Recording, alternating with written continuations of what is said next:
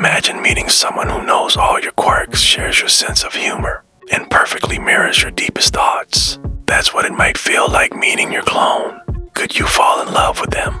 Science offers some intriguing clues. They're naturally drawn to people who resemble us, a phenomenon called assortative mating, and this might extend to personality and even appearance.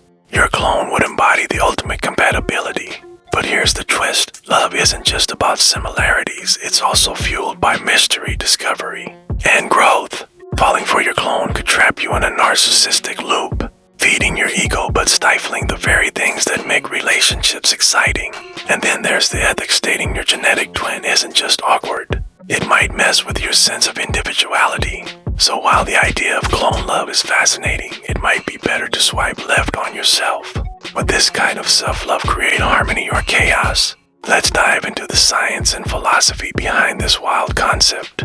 Let's dig deeper into the science behind why we might feel drawn to a clone of ourselves. Psychologically, we're wired to seek out what feels familiar and comfortable. And since a clone would be, in many ways, a perfect mirror of you, it's easy to see how that attraction could spark. Studies in self-perception suggest that we tend to favor people who reflect our own characteristics because we like to see ourselves through others' eyes.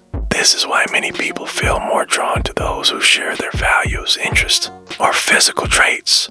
But here's where it gets tricky. Falling for a clone could potentially lead to a narcissistic cycle. Rather than feeling like you're discovering someone new, you might just be falling in love with an idealized version of yourself.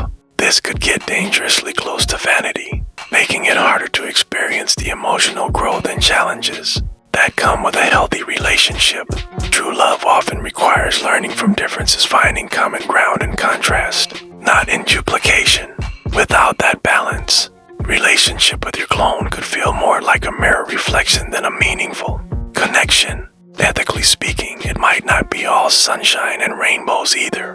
Beyond just being weird, a clone relationship could blur the lines of consent, identity, and personal autonomy. In a world where individuality is so essential to our self-worth, clone might represent an unsettling threat to your sense of self, erasing the unique qualities that make you, you. So while the allure of a clone could feel tempting, like having your perfect match right in front of you, the reality might not be as fulfilling as it seems. In the end, the idea of being in love with yourself may seem like a dream come true. But is it really? Would it lead you into a love story of endless self-reflection with no room for growth, surprise, or real connection? Maybe the true path to love lies outside the mirror, in embracing differences and exploring what makes someone else fascinating, rather than looking inwards for the perfect match.